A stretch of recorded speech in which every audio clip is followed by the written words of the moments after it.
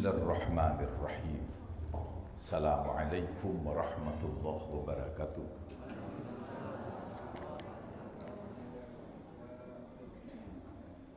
Nawaitul khaira ila hadratin nabil karim Mustafa Muhammad sallallahu alaihi wasallam. Sumal khususan syekhina wali ustazina wa usuluhum wa furu'uhum kulluhum ajma'in syailahi al-Fatihah. Siratal ladzina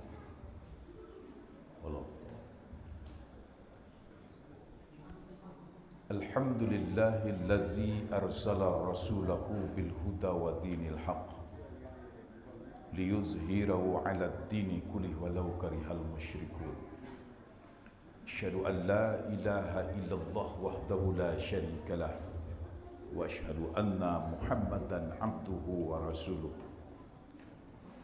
Allahumma salli wa sallim 'ala sayyidina Muhammadin wa 'ala alihi wa sahbihi ajma'in. Raditu billahi rabba wa bil islami dina wa bi Muhammadin nabiyya wa rasula wa la hawla wa la quwwata illa billahil aliyil azim. Bapak Ibu jemaah maghrib yang dimuliakan Allah, puji-pujian kita sampaikan kepada Allah. Alhamdulillahirabbil alamin. Berselawat kepada baginda Rasul Muhammad sallallahu alaihi wasallam. Allahumma salli ala sayyidina Muhammad wa ala sayyidina Muhammad. Assalamu alayka ya Rasulullah. Jemaah yang dimuliakan, memang kali kajian kita malam ini saya mulai dengan penjelasan Allah dalam surat Yunus. Tentu ini ayat yang cukup dahsyat, luar biasa. A'udzu billahi minasyaitonir rajim. Bismillahirrahmanirrahim. Ya ayyuhan nas qad ja'atkum mau'izatun mir rabbikum wa shifaa'un lima fis sudur wa hudaw wa rahmatul lil mu'minin. Kata Allah, hai manusia, ini kalimat cukup umum untuk semua kita. Karena ada langgamnya ya ayyuhallazina amanu, ada ya ayyuhan nas. Qad ja'atkum mau'izatun mir rabbikum, sungguh telah datang kepada engkau semua kita satu mau'izah. Mau'izah itu bahasa sederhananya pelajaran. Kalau kita terjemahkan menurut alur tafsir, alur yang kita tempuh, jalan yang akan kita tuju, cara yang akan kita jalankan, bagaimana cara hidup di alam ini supaya selamat dan dunia wal akhirah, itu mau'izah. Dan dengan adanya petunjuk, mengerti kita jalan yang akan ditempuh, tahu tujuan hidupnya mau kemana, itu sekaligus menjadi wasyifa'ul lima fis sudur. Kalimatnya pakai syifa, obat bagi jiwa. Bapak Ibu coba bayangkan, andai kata kita disuruh pulang kampung, silahkan pulang kampung Pak. Jalannya di mana? Tidak tahu. Pakai kendaraan apa? Tidak jelas. Pokoknya pulang sajalah. Kira-kira Bapak galau apa tidak? Silahkan Ibu pulang kampung. Kemana pulang kampungnya Pak Ustaz? Terserahlah, pokoknya pulang. Pakai apa? Pandai-pandai sajalah. Arahnya kemana? Terserah. Tentu kegalauan kita luar biasa.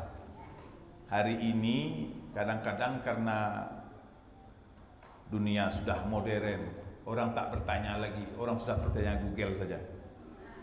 Ketika serlokasi, lupa-rupanya sinyal hilang, orang galau apa tidak? Hilang sinyalnya, kemana nih? Berapa galaunya? Tidak tahu alamat di dunia saja manusia itu galau, apalagi tak tahu kemana arah tujuan hidup ini. Tapi kalau jelas apa yang harus kita buat di alam ini, tenanglah hidup ini. Cara hidup begini, yang sudah dilakukan begini, arah hidup seperti ini. Makanya itu namanya wasyifa'ul lima fis sudur. Berapa tenangnya jiwa ini. Dan sifatnya itulah wahudaw wa rahmatul lil mu'minin. Itulah petunjuk yang diberikan Allah dan rahmat bagi kita orang yang beriman.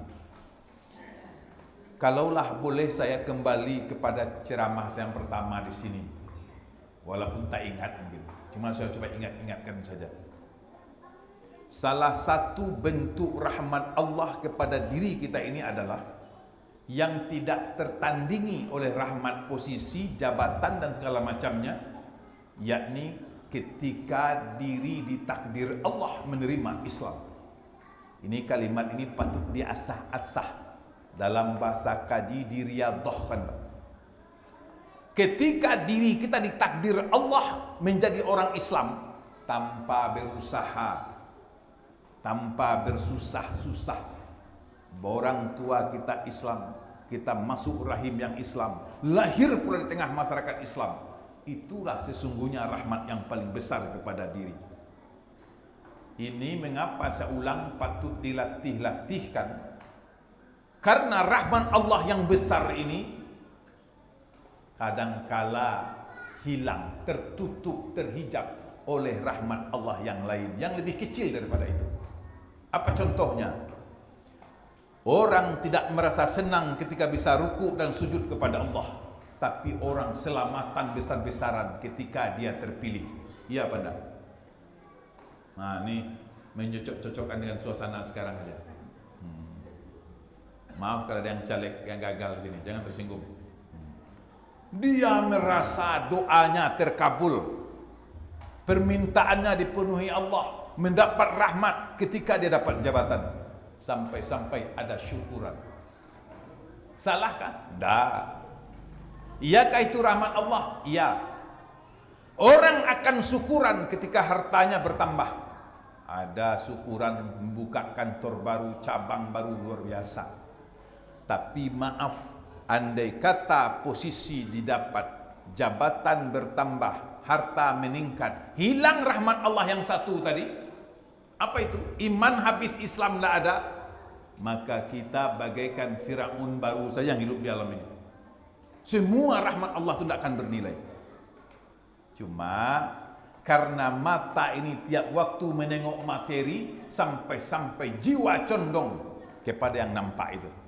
Dan ketika diri kembali rukuk sujud kepada Allah, dianggap biasa-biasa saja. Dalam ilmu tauhid ini yang dilatih-latih, Pak. Bisa rukuk sujud kepada Allah itulah rahmat yang paling besar dalam hidup manusia. Nah, ini dilatih. Yang kedua, jangan membiasakan melecehkan ketaatan. Walaupun ada perbuatan kita belum sempurna. Dulu ada beberapa kalimat, saya cukup memakai kalimat ini. Ketika merendahkan, terkesan merendahkan orang yang sudah sholat. Mana contoh? Dia sholat, tapi dia bergunjing juga. Ada enggak? Ada. Dia sholat, tapi emosinya tidak terkendali. Ada. Dia sholat, kalau di bahasa negaranya dia masih korupsi. Ada hubungan seperti itu. Dia sholat, tapi masih pelit. Dia sholat, masih bakhil. Lalu muncul kalimatnya, orang banyak yang mengerjakan sholat, tapi tidak banyak yang mendirikan sholat. Pernah dengar kalimat itu? Buktinya apa? Dia sholat, tapi perbuatannya tidak berubah-ubah. Kalimat ini salah enggak? Sekali lagi saya tidak menyalahkan. Cuma kalau dalam kajian akhlak, kajian tauhid kurang tepat. Inna sholata tanha 'anil fahsya'i wal munkar. Sesungguhnya sholat itu mencegah perbuatan keji, perbuatan mungkar. Lalu kita kalimat, buktinya Pak Ustaz, dia sholat tapi masih seperti itu, dia sholat masih meribah. Nah, ini hati-hati Pak. Ketika orang sudah sujud ruku kepada Allah, sudah ada enggak kemungkaran yang terhindar dalam dirinya? Ada enggak keburukan yang hilang pada dirinya? Halo? Ada. Apa puncak keburukan dalam diri manusia? Tidak sujud kepada Allah. Hati-hati nih. Saya ulang. Bapak kepada manusia baik, kepada tetangga santun, suka menolong orang. Salahkah? Baik. Tapi tidak sujud kepada Allah. Bermasalah. Ketika tidak sujud, sesungguhnya dalam kemungkaran yang luar biasa. Walaupun ketika mungkin karakter sifat lain belum sempurna, bukan alasan untuk melecehkan ibadahnya. Kalau dalam bahasa ilmu tasawuf, ketika dia sudah ruku sujud kepada Allah, mudah-mudahan dengan rajinnya dia ruku sujud kepada Allah, rukuknya itulah, sujudnya itu yang akan beransur merubah karakter jiwanya. Termasuk kita mau puasa ini. Kalau bapak berjumpa orang ibadah belum sempurna, jangan disuruh berhenti. Contoh, dia puasa Ramadan ikut dia. Bapak puasa apa? Puasa Pak Ustaz, insya Allah. Salat zuhur enggak? Itu yang alun Pak Ustaz. Biasanya kalimat kita sama dia apa? Puasa Pak? Puasa. Salat enggak? Enggak. Biasanya kita ngomong apa? Nah kan, cuma aja puasa tapi enggak salat. Kalau sempatlah kalimat bapak itu diikutinya. Puasa enggak Pak? Puasa. Salat enggak? Enggak. Percuma aja puasa ini. Langsung diambilnya air. Allah malaka sumtu wa bika amantu. Apa kata lebih baik? Kok minum? Tadi kata bapak saya puasa, tidak sholat. Percuma aja puasa kalau tidak sholat. Kalau begitu bagus, buka aja tanggung-tanggung. Dua dia melanggar. Yang ada itu ibarat rapor Pak, ketika kalbunya, jiwanya sudah mau melaksanakan sesuatu, tingkat apapun, minimal dia sudah memulai tahap wujud kepatuhan kepada Allah, walaupun belum sempurna. Yang lain kita sempurnakan. Makanya itu yang disebut ud'u ila sabili rabbika bil hikmah. Sudah puasa belum? Sudah Pak. Salat enggak? Belum Pak Ustaz. Nanti sore kita buka bersama yuk. Pasti salat maghrib dia itu. Tadi malam enak makannya. Jangan bapak pancing pula. Gara-gara ada pembukuan yang datang ya. Bukan itu. Itu tidak bijak. Baik. Berarti kita catat dulu. Rahmat yang luar biasa adalah ketika kita ada dalam syariat Allah, ditakdir Allah lahir sebagai orang Islam. Itu rahmat yang luar biasa. Yang kedua, kita diberikan mau'izah. Mau'izah tadi alur, jalan, cara hidup. Tinggal jalan aja kita. Cuma yang patut kalau kita kasih judul ceramah ini, kita perlu melatih jiwa bangga dengan syariat Allah ini. Apa itu syariat? Hukum. Apa itu syariat? Alur. Apa itu syariat? Jalan yang ditempuh. Begini caranya. Sedangkan cara yang ditunjukkan manusia saja kita percaya. Apalagi cara yang ditunjukkan Allah pencipta diri manusia ini. Maka puncak syariat itu ibadah. Iyyaka na'budu. Puncak ibadah itu ruku dan sujud kepada Allah. Dasarnya tentu pengakuan syahadat. Lalu kita kenal syariat-syariat yang pokok. Jadi syariat itu Pak, hukum, alur, ketentuan, jalan. Yang punya hukum Allah. Yang menunjukkan jalan Allah. Yang menentukan arah Allah. Yang mencontohkan Rasulullah. Yang diperintahkan kita hamba Allah. Untuk apa? Untuk sempurna kembali kepada Allah.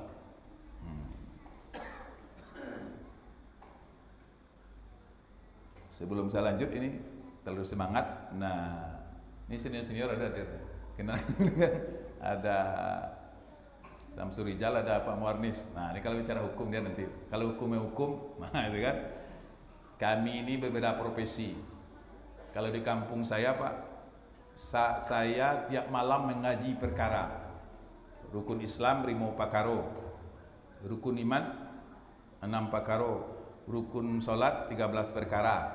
Sebanyak itu perkara aman aja Pak. Tapi kalau Pak Muarnis 1 perkara saja, selesai. Baik, saya ulang. Kalau manusia saja menunjukkan alur itu kita percaya, apalagi Allah Subhanahu wa taala. maka kita harus bangga syariat yang ditentukan Allah. Contoh satu saja. Contoh, puncak syariat ibadah. Puncak ibadah menyembah Allah. Iyyaka na'budu, wujudnya solat. Coba lihat. Dari prosesnya saja itu luar biasa. Tidak sebanding dan tidak tertandingi dengan kecerdasan yang dari Allah juga hasil rekayasa cipta manusia. Pangkal orang mendirikan solat, salah satu salat syaratnya dia suci dari hadas besar, hadas kecil. Muncul syariat Allah. Iza kuntum ila sholah faghsilu wujuhakum wa aydakum ilal marafiq wamsahu birusukum wa arjulakum ilal ka'bain. Ayat ini kita kenal dengan ayat wudhu. Wudhu itu bukan ciptaan manusia. Wudhu bukan karangan manusia. Wudhu bukan hasil rekayasa manusia. Tapi wudhu cara Allah mensucikan manusia untuk bisa beribadah kepada Allah. Saya ulang. Wudhu dan cara tata caranya bukan hasil rekayasa, bukan hasil ciptaan, bukan hasil karangan orang hebat, tapi ini cara Allah yang digunakan untuk hamba Allah bagaimana mensucikan diri biar bisa beribadah kepada Allah. Mengapa wudhu kita pandang biasa-biasa saja? Karena kita lakukan tiap hari. Tapi kalau kita dalami, dia bangga kita dengan syariat Allah. Apa sasaran wudhu? Satu, bersih. Yang kedua, suci. Maka ada kalimatnya taharoh. Bab yang pertama dalam fikih pasti bab taharoh, bersuci. Kalau bersih, ada hasil ciptaan manusia, hasil rekayasa manusia, rumusan manusia. Orang kesehatan bicara tentang tempat yang bersih, badan yang bersih, tapi suci tidak terkaji oleh akal manusia. Karena ukuran suci dan dasar suci dari Allah dan yakinnya kalbu kepada aturan Allah. Yang bersih belum tentu suci. Yang suci, saya contohkan. Saya contohkan ini. Menyebut binatang yang kasar, anjing. Selesai mandi dia. Sekarang salon binatang kan banyak. Saya lihat mandinya mahal. Cuci mobil cuma 50, mandikan anjing 300. Ya kan? Ada kelasnya, kalau model ini sekian, kalau model ini sekian, pakai ini sekian. Berapa sekali mandi? 300.000. Yang 500. Pertanyaan, anjing selesai mandi bersih tak? Suci tak? Nah, bayangkan. Suci itu ukurannya agama. Balik kepada diri manusia. Bapak selesai mandi, sabunnya sudah banyak, sapunya sudah luar biasa. Baru sudah siap berwuduk. Wajah masih basah, mandi sudah, berwuduk sudah, harum luar biasa, kulit sudah bersih. Pas mau melangkah keluar, angin keluar. Badannya bersih tak? Saya ulang, masih ada yang bingung ini. Jawab aja lah, pokoknya salah pun dapat betul juga. Nah, pokoknya kalau kampus ada nilai, kalau di sini nilainya 10 semua. Yang paham dapat 10 juga. Yang tak paham dapat 10 pula. Pai lalok saja 10 aja nilainya. Saya malahan 2 kali lipat pahalanya. Kok 2 kali lipat Ustaz? Yang paham saya dapat berkah. Yang tidur, bayangkan Pak, menengah kaji ambo bisa laloknya kan lama luar biasa. Di rumah pakai AC nak tidur. Iko pakai speaker awak laloknya kan luar biasa. Tenang. Tenang, nama saja Miftahul Jannah. Kan luar biasa. Jadi yang masuk ke masjid ini dan masuk surga saya kuncinya sih kok. Baik, saya ulang. Badan bersih, selesai mandi. Angin, keluar angin cuma. Badannya masih bersih. Kok bersih Pak Ustaz? Apanya yang kotor? Tidak ada. Bersih, menurut penilaian mungkin bersih. Tapi menurut tauhid, menurut syariat tidak.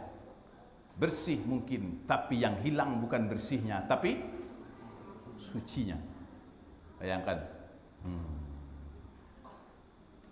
Coba bayangkan Pak, sehebat apapun sabun Bapak, sehebat apapun pembersih Bapak, kalau keluar angin saja, ini tubuh tidak bisa menghadap Allah. Coba, angin sikit cuma. Nah, kita punya jasad, kita punya kalbu, kita punya roh. Saya ulang. Kalau kaji saya bersyariat dan berhakikat. Ketika Bapak berdiri, yang berdiri badannya apa, rohnya?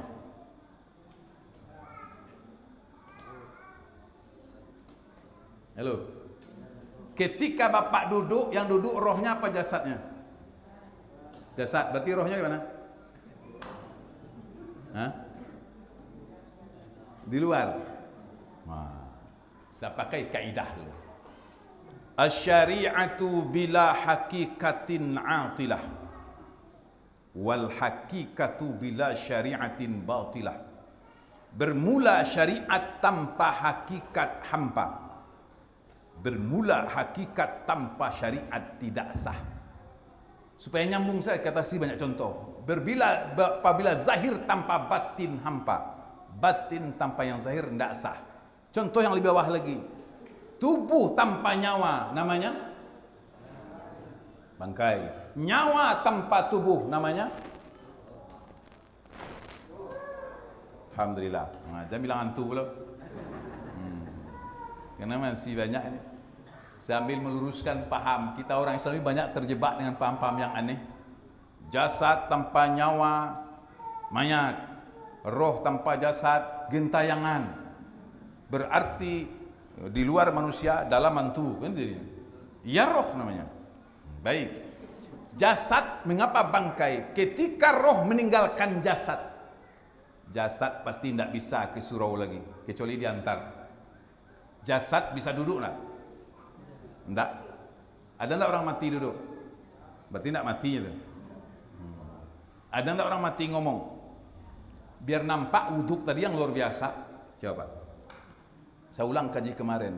Ini gerak zahir apa gerak batin ini?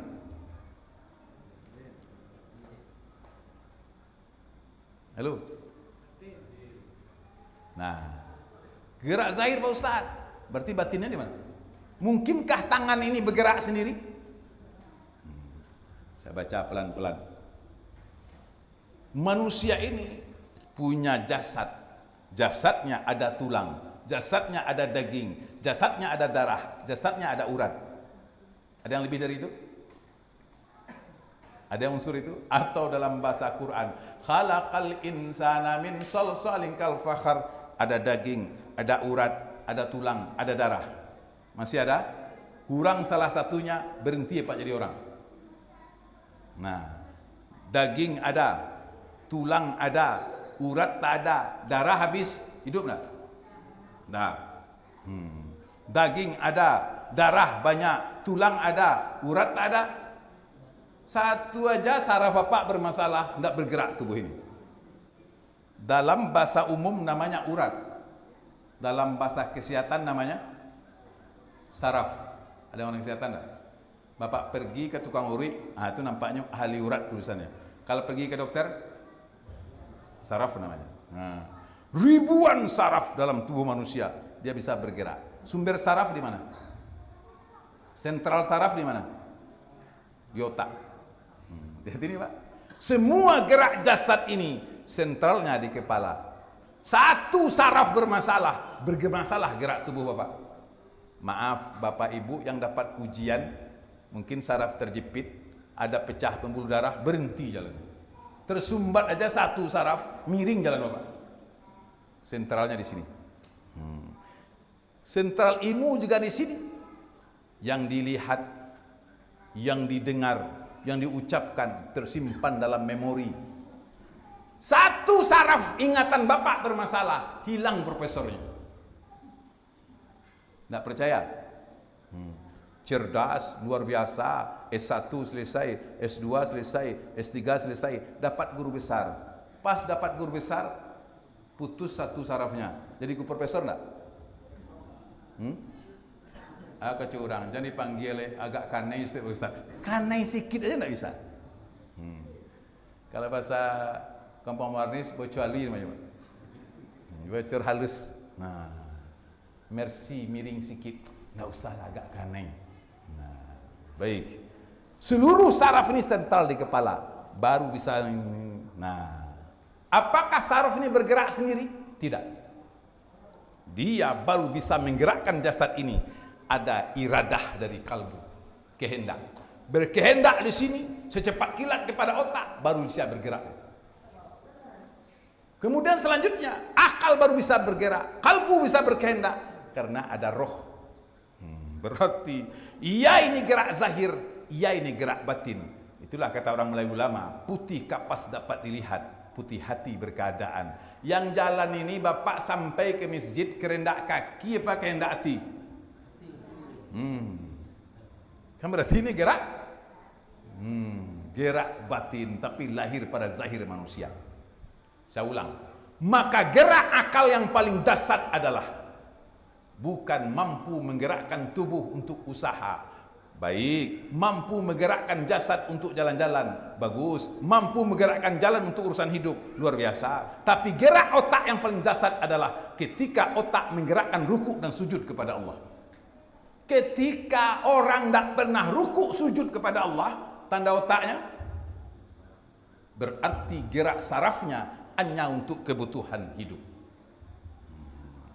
Usaha jago, lari laju, kekuatan kencang, sujud payah dia. Berarti sarafnya cuma diisi. Dan kalau bahasa tingginya hubud dunia. Kalau direndahkan urusan parui. Berarti otaknya cuma bekerja untuk kebutuhan.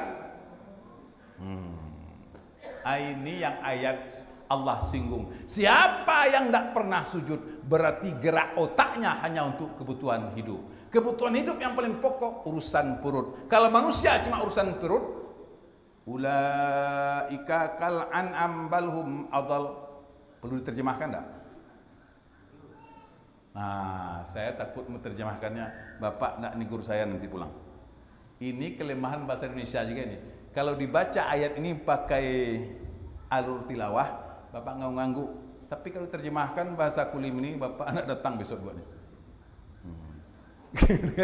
Orang yang nak mempergunakan kecerdasannya untuk rukuk dan sujud kepada Allah, ulaika kal an'am balhum adal.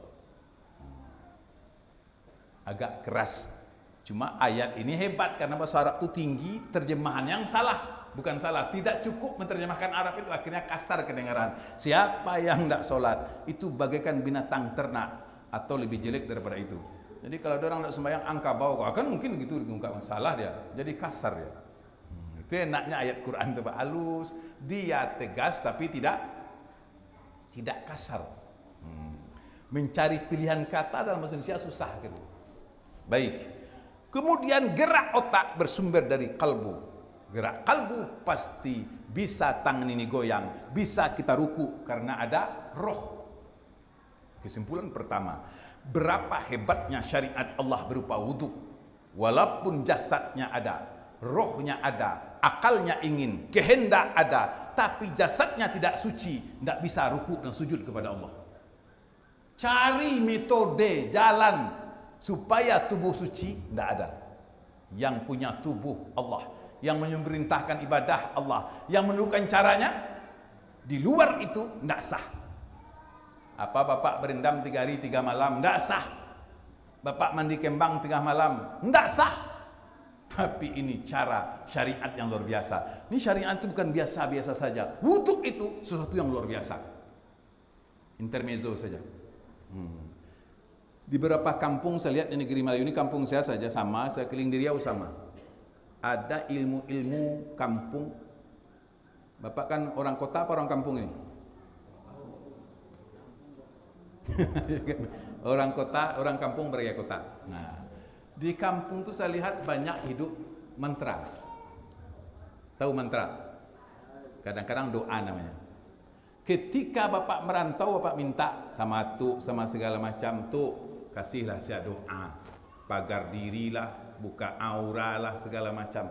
Biasanya yang dikasihnya ayat apa mantra? Segan berapa nyebutnya? Yang dikasihnya doanya ayat apa mantra? Hah? Nah, saya contohkan. Apa katanya? Apa doa melangkah tuh? Saya lihatlah yang dari Sumatera Tengah saja sama, dari Aceh sampai ke Jawa saya lihat sama, beda bahasanya saja. Bahasa Aceh, bahasa Mandeling, bahasa Melayu, Melayu, Jawa, Jawa. Ini apa nih? Ini doa melangkah nih nak. Hai aku bukan melangkah sembarang melangkah. Kalau semua melangkah masuk parit lah dia. Hai bumi tanailah aku, hai langit lindungilah aku. Kan? Hai ini melangkah, ini berangkat Allah berakat la ilaha illallah. Itu simpan mantranya tinggi-tinggi.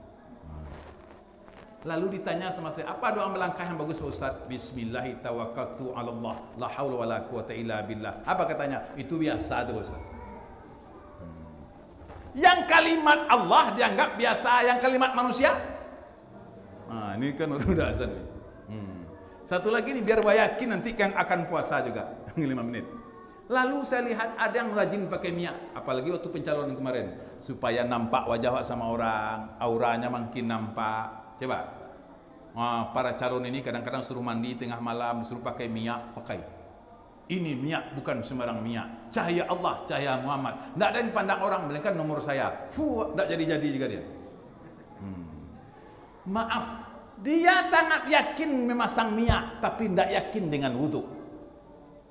Apapun doa aura yang Bapak pakai, balik bahasa kampung saya pemanis namanya. Pemanis apapun Bapak pasang, itu tidak akan mengalahkan air wudhu yang terpasang ke wajahnya. Karena apa? Kalimah-kalimah itu tak akan mensucikan. Suci itu adalah nawaitul wudu'a. Ini yang bertanya, saya lihat Bapak ganteng, cuma auranya kurang muncul. Pernah dengar kalimat itu? Saya lihat ibu ini cantik, cuma auranya kurang nampak. Jadi pakai apa Pak Ustaz? Pakai kembang 7 rupa, membangkar ambia, sarai ini, buka ini, pasang.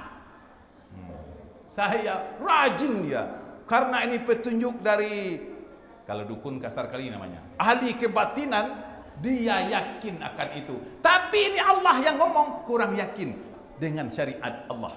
1000 macam bunga Bapak pasang, 1000 macam minyak Bapak pasangkan, tapi wajah yang paling malang adalah wajah yang tidak pernah tersentuh air. Masya Allah. Pasang, macam-macam.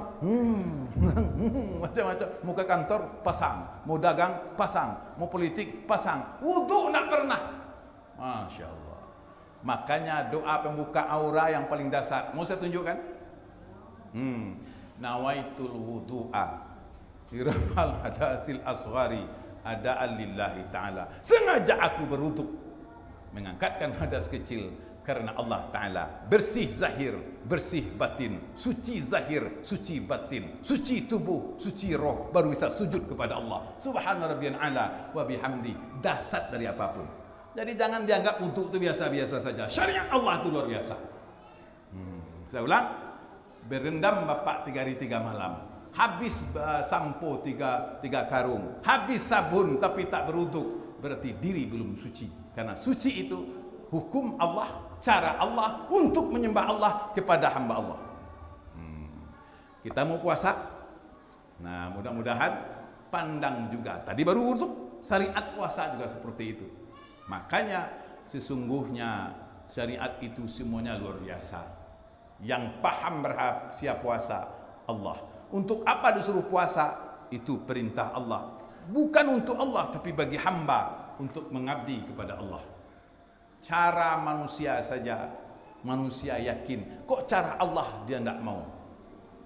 Jangan tersinggung nih. Saya melihat suatu ketika penutup kaji sebab Bapak ini, ada grup senam, macam-macam gayanya. Menentang badai, jantung sehat, darah lancar, badan sehat. Nah, lalu saya tanya, sudah senam Bapak? Sudah senam Ibu? Sudah salat subuh? Ketawa dia. Saya ulang lagi, ada yoga, bagus, saya tidak menyalahkan, itu gerak ciptaan manusia, ada kakinya ke atas, tahan setengah jam dia. Puasa itu syariat Allah. Syariat itu bukan pemaksa, alur yang ditugaskan kepada manusia untuk hamba Allah. Cara yang ditunjukkan Allah, pandang bahwa itu lebih dasar. Lucunya, metode manusia orang yakin, tapi mengapa Allah syariat Allah kita kurang percaya? Kesimpulan terakhir, tidak ada gerakan Tidak ada jurus yang paling dasar, tidak ada gerakan senam yang paling luar biasa. Senam itu baik, pencak silat itu bagus, bela diri itu luar biasa. Pak Tyson, tinju itu dasar, tapi cari tinju yang bisa menyelamatkan dari mungkar nangkir. Ini kalau tiba mungkar nangkir kau saya tinju, apa kali lambunya? Tapi ketika Allahu Akbar, saya bilang sama Pak Pendekar, Bapak Pendekar kalau tidak tahu sholat nanti tuanya kecewa. Kata saya, kalau masih satu tangannya ke atas, Bapak kacau. Kan masih satu-satu tuh Pak. Jurusnya masih satu, Bapak tidak selamat. Kapan selamat? Kalau dua tangannya ke atas, selamat Bapak. Itu jurus yang paling dasar. Tapi kalau masih gini aja, ninju dengan ada pasti miring. Kan ada petinju nih, pasti miring. Nah, ketika Allahu Akbar, selamat jasad, selamat akal, selamat kalbu, selamat roh, selamat ulang, baru dapat miftahul. Bayangkan siapa yang sholat dapat kunci surga. Kunci surga dia tidak maunya, kunci kas yang dicari. Mudah-mudahan bermanfaat. Orang sudah azan, mari kita sama-sama sudahi, karena kita baru saja selesai pesta rakyat. Walaupun negara masih suasana luar biasa, ya di samping suasana masih hangat-hangat dingin, yang penting hati kita jangan sampai hangat-hangat dingin dulu. Nah, tentu selesaikan pribadi dulu, nanti pindah keluarga, baru kita bicara bangsa ini. Awak saja galau, gimana bicara yang lebih besar? Segalau apapun alam ini, yang penting sujud jangan lupa kepada Allah. Masa berganti, musim boleh bertukar. Yang tak boleh berganti adalah itikat yang lurus kepada Allah. Kita istighfar, semoga tidak ada yang bertengkar di sini. Nomor 1, nomor 2, nomor 3, caleg A, caleg B, nanti tidak bertegur sapa gara-gara satu jemaah tidak tegur sapa, luar biasa. Kan? Nah, kita bersihkan hati. Kita istighfar sebagai penutup kaji. Astaghfirullah. Astaghfirullah minal khataya. Astaghfirullah rabbal baraya. Astaghfirullah. Sallallahu ala Muhammad. Sallallahu